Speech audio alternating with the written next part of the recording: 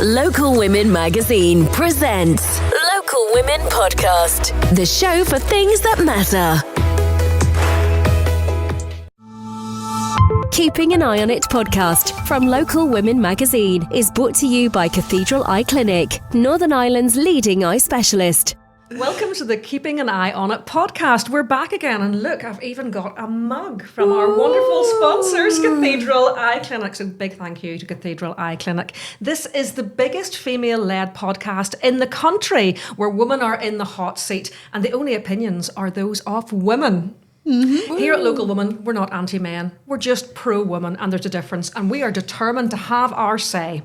Thanks for all your support on the podcast. It's going really well. Tens of thousands of you have downloaded the podcast so far, proving that 2025 is the year of the woman. Now, let's get down to business. Local Women Podcast, the show for things that matter.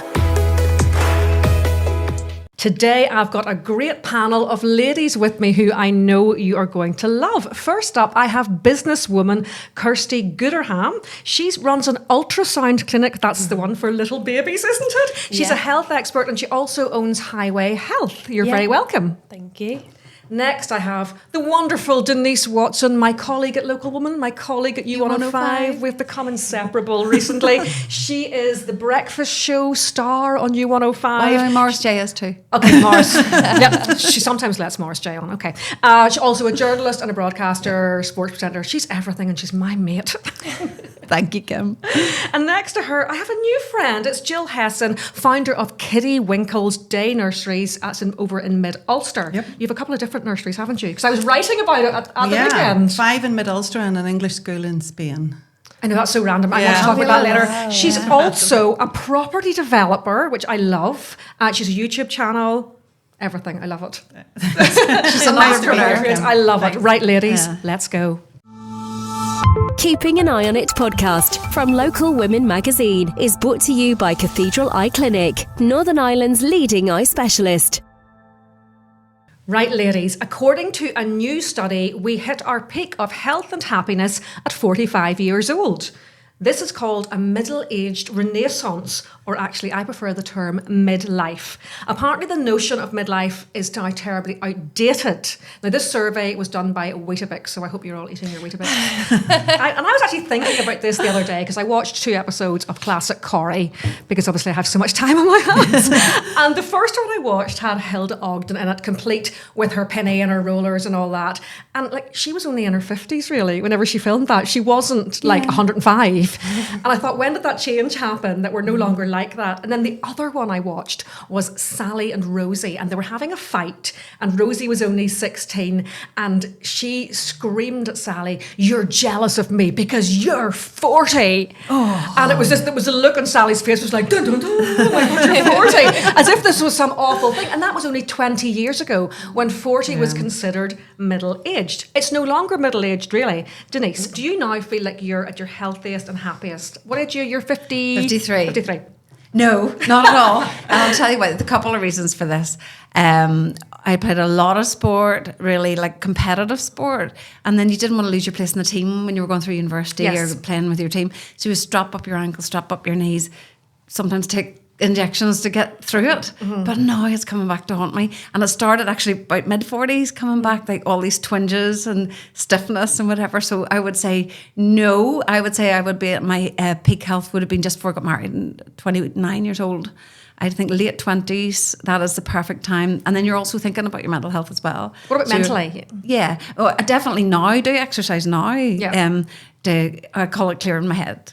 Clear my head, it clears your head, getting out walking the dog, going to my yoga class, going to my spin class. That definitely works now, but I am not as fit as I was. Definitely not. There's lots of things I'd say from mid-40s through to the age I am now, I started to see things happen. I love it. I feel I'm at mid, but now I'm starting to worry about the next 5 years. That's why I'm 45. Mm-hmm. I think I'm absolutely at max. So I was sort of taking supplements. I do think they're good. Magnesium and turmeric and I take nothing. Like joint supplements as well. I've never been happier. I take nothing. Now we're not really selling this to young Kirsty. I'm horrified. So Kirsty, you're 20. Horrified. Are you 29? Yeah. 29, Kirsty. Are you scared of becoming middle-aged?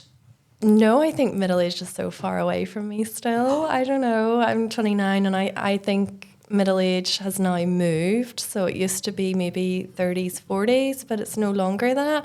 And everyone does say your life begins at 40. So I don't know. Maybe 50 now. Maybe I'm looking forward to like my children growing up. The sleepless nights are gone. I'll have a little bit more energy. Hopefully still be good looking at that age. And just enjoying life like I am. I want to continue enjoying life. So, Jill, what are some of the biggest misconceptions people have about women our age? Although I'm actually older than you, but I'll just tag along. I'm actually 50. It's just, I'm not a Coronation fan, but I always reference back to Golden Girls. Yes. And like they were in their 40s when they filmed that, but looking back, it feels so much older. I know, doesn't it? So much older. And my mum was 42 when she had me, and that was quite old back then. The back then, because I'm 45 now. So back then it really was, and it was a teasing point at school, and she, she felt it was a big thing, having me at 42. But now there isn't that same Stigma. Yeah. Thank you, because Menopause brain is kicking in big time. Yeah, there isn't that same stigma, and you have loads of people who are waiting until they're in their late 30s to have their baby. Absolutely. Starting careers, changing careers, even. And so, but still it's there as an undercurrent. There's people on social media, and they're always being trolled for the length of their skirt or the length of their hair. Yes. So there's always that little you're too old for that, or you're too young for that. That skirt's a bit dressed short. as lamb, that sort of thing. It's always there in the background. I think is. that expectation feel like you have it all, but is that ageism or is that misogyny? Misogynistic. It's a mixture of both, isn't it? Well, some of the women are trolling. Women going after women is probably the worst. I There's a special see, place in that health. I see that same the same people coming in through my clinic all the time is like a lot of older women who are choosing to have their babies later. So we see such a range of ages. But a lot of older women and single women too choosing to have babies without men, because there's so many different ways to do that. You don't need a man no more. You don't need a man no more. Yeah. So, Denise, what do you think are the outdated stereotypes about being middle-aged? Funny one, this. My mum would have always said you shouldn't have your hair a certain length once you mum go too. past a certain age. My mum said that I should cut mine off at 40. Yeah, So I got hair extensions. Yeah, and I don't know why that It's the thing, isn't it? have your hair whatever way you want. Your hair's thick. That's all extensions. It's not real. Once I started the permanent with my hair thinned out, and then I did cut mine shoulder length. Yeah. But the key is extensions. Extensions. Just Why get didn't hair I think of that? Hair extensions, toppers, wigs, any of those things. So many it's all there. So Just many younger women are cutting just their buy hair your short hair. now. Buy your hair. You don't even If need to have your own. you've legs like Tina Turner, like show them off. If you've got good chest, whatever, show it off. Whatever you feel comfortable in, if you're comfortable in your tracksuit, wear your tracksuit. Yeah, there shouldn't be anybody telling you how you should look at whatever age. Yeah. And Jill, if you could look back on yourself, what advice would you give to younger Jill? Well, I would tell younger Jill that once you get to 40s, once you get there, it's going to be so much easier. Just hold on. It is much easier, isn't it? It's like you take a breath. It's like much easier. you don't care what other people think as much. You so true. You feel it. You're in your own skin when you're in your 40s. true. You're a wee bit more financially stable in Things your are more 40s. stable, yes, career-wise. Your kids are up. Yes, you have a better idea who you are as a person, and so don't be worrying about this milestone. That actually everything gets a bit easier. It's like you get a pass when you hit 40. So don't be You stressed. appreciate that you've so little time to do things, so you spend it spend time with people that you care about and you love, and it's time is valuable when you're our age. Don't waste it. I've had to call time maybe on relationships that aren't there anymore. Well, I certainly have. Having been married twice, I certainly have. Both married to two wonderful people, obviously. Of Two course, wonderful men who I adore. Which leads me right on to our next topic. Local Women Podcast, the show for things that matter. Buckle up, girls. It's the most wonderful time of the year. It's Valentine's Day. Personally, I would cancel it if I could. I'm over it. It's just a cliche. And it makes single people feel like losers. Now, Denise, you are the most happily married person I know. I'm very lucky. Yes. She talks about her husband and her wee face lights up. Aw. So, what about Valentine's Day in your house? Is it still a thing?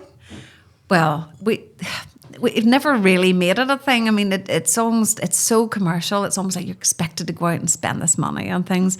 We will do something, but we'll do it in our own time. If it doesn't suit on the 14th, we'll not do it that day, you know. Absolutely. I just think I totally agree with what you've just said, Kim. I think it makes people feel bad, particularly maybe young teenage girls that aren't getting cards and others are getting cards. think it's really bad for the young I have teenagers. 2 teenage girls and they've never really had a big fuss about it, but we've never made a big fuss about it. But I used to maybe send their daddy cards from them when they were in primary school. But did he send one to you? Yeah, absolutely. Did Mummy get one too? No, he didn't because he's a man. Yeah. I think That's wife work. Yeah, just touching on that point of like sending Valentine's cards to like teenage girls. I remember when I was at school, you used to send, secret admirer cards. It was something that the school ran as obviously it's supposed to be a nice gesture. But I remember being like the girl in school who didn't get one sent to me, and it was you were handed them out in the class, so like everyone around you was getting them. That's and maybe horrible. one Really person didn't get them, and it's not very nice, is it? I don't know if they do it anymore in school. should I think really not. would like That's to think they horrendous. didn't, but it was supposed to be a nice gesture, but it just It backfires if you don't get one. Because I was going to ask you, do you think Valentine's Day creates unnecessary pressure? Yeah, Yes. absolutely. I think so. Not to mention it is over commercialised, Yes. but it's So, Jill, what do you think of like Galentine's Day or Self-Love Day? I know Denise loves that expression. Don't change that term. What we call Change it? that term. Love yourself day. Is that Love better? yourself Day. day. Okay, she hit that. Yourself. That's an ick word for Denise. Ick word, yes. Do you think that like there's a sign now that traditional Valentine's Day is fading and it's now more about general love? Yeah, although in our house it's always been a bit like that. So I send everyone in our house a Valentine's card, the kids, and they all get a gift.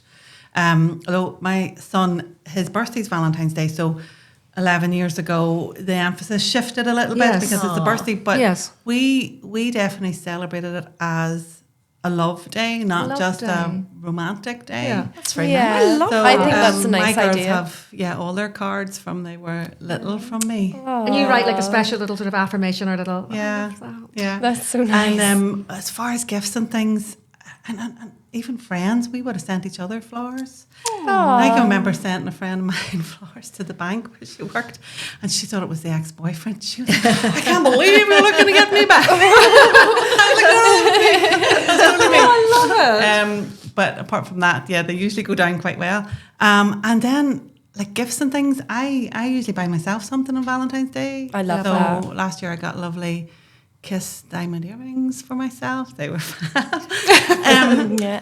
My husband's called David as well, and I prefer really for him to do small gestures. Yes. So it might be a bag of compost because he knows it's around the time that I do my seeds. Yes. Yeah. Yes. So he'll go, I seen that at the farm shop and brought Yeah. it back, Yeah. or a nice new tin bucket, or something, you know. Yeah. But Yeah. it's because he knows it's something I'll actually need and Yes. use. Not those terrible teddies in the supermarket saying "I No. love you" with a wee heart.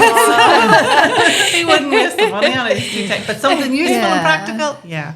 So the emphasis shifted in our house I love a few that. years Yeah. ago. I think that that's a really good celebrating model. love rather than romance. I think that's a David lovely always, model. makes me a coffee. If he's making a coffee, he makes me one. So when I come in from work, it's there, you know. And I think that's a lovely gesture. Denise, I have to ask you, what's the most romantic thing that has ever happened to you?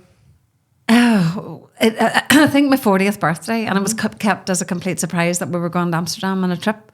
Right from the moment I'm lying in bed and the wee one comes in and goes, Daddy says your hair appointment's at 9. Are you going to get your hair done before you go off to Amsterdam? But he had actually kept it so quiet from my work colleagues all played along. So they used to issue rotas at the BBC, and I was on the rota working across it, but I wasn't really. Everybody was in on the...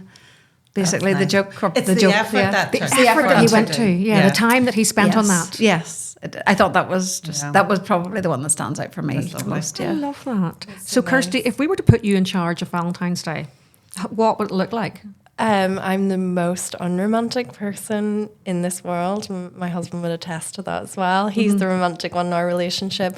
So no, I wouldn't cancel it altogether. I would. I like changing the idea of a love day rather than a romantic day. I think that's a really nice concept. I think it's a beautiful Just concept. celebrating love rather than like romanticizing relationships and romanticizing like a man and woman relationship, like Valentine's. You know, I think they're all lovely concepts. Or your pets or whatever. Yeah, or your pet. Whatever you have. So what are you buying yourself this Valentine's Day? I have to know. Bag of compost. Have you got something eyed out? You have. Well, I have. Well, it was a couple of years ago that I got myself a lovely pearl necklace. So I'd like some nice pearl earrings, actually, to go with the... I want to be more like Jill. I really do. She seems to have it all sorted. I really like that. Be more Jill. Be more Jill. Keeping an Eye on It podcast from Local Women Magazine is brought to you by Cathedral Eye Clinic, Northern Ireland's leading eye specialist.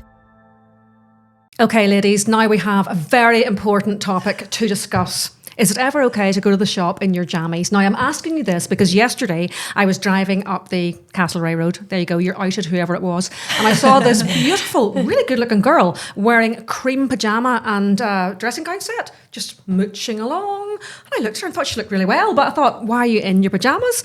It's not something that I would do, although I do it a little, well, it's not something that I should do, but I have been known to do it. Well, not complete pyjamas, I would put a fleece over it. Yeah. One, because my mother would kill me. She's 80 and I'm 50, but like that's really important. The other is what I call the accidental night out theory, right? I have this theory, and it's happened to me before, where you go out and you're really badly dressed and you bump into somebody. Yes. Next thing you know, you're in a nightclub. You know what I mean? Or you're drinking cocktails in I've heard the about merchant. those things, That's but happened it's to never me. happened to me. And you're dressed in like a pair of tracksuit bottoms with a Yeah. carrier bag, Yeah. with a carrier bag of milk and a paint stained t-shirt. So that's that one. The other one is the law of unexpected encounters. Yes, Whenever which I always nip over happens. to the spa and I might be wearing maybe like a onesie with a hoodie over it, and I bump into a man that maybe I once knew.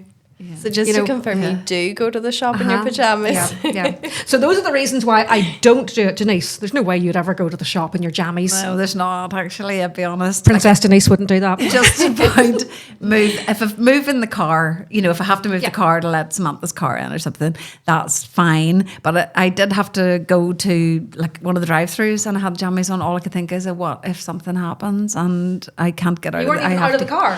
No, I wouldn't get out of the car in my jammies. Can you imagine? I'd be like, you're woman off, you want to go for breakfast, couldn't be bothered dressing or something. That actually happened to me. Happened. Me and my friend, I was staying with her, she lived in Belfast at the time, so we decided to go get Starbucks for breakfast. And we drove around, went through the drive-through, didn't have to leave the car. We just ordered what we ordered and went and parked up. We maybe sat for about 20 minutes, 30 minutes and decided, right, let's go. So went to start the car and tick, tick, tick, tick, tick, it wouldn't start. So I thought, oh my goodness, what's happened? We've run out of fuel. We couldn't leave the car. We were in our pajamas. I couldn't even get out to like check anything. I was so embarrassed. We had to ring my friend's roommate to come and pick us up. We drove all Were around. you full pajamas? Full pajamas, like no makeup on. Did you have hair on slipper- top did you of have our head. slippers? No, I was in slocks. Because the girl yesterday had slippers on. Yeah, it was. Cream slippers, in fact. they I've were. never went anywhere again in my pajamas since that time. I learned my lesson. Let that be a lesson. Let that be a and warning I will to us never all. do it again. And Jill, are you a pajama person?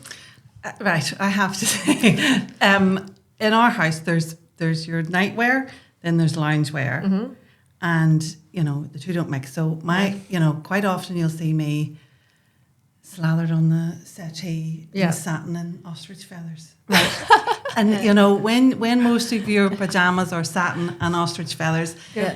It's worse. You can't. That's even worse to pop to spar. Yes. You know, Yeah. jammies. You've seen it, and I walked in satin and ostrich feathers. That's one of the.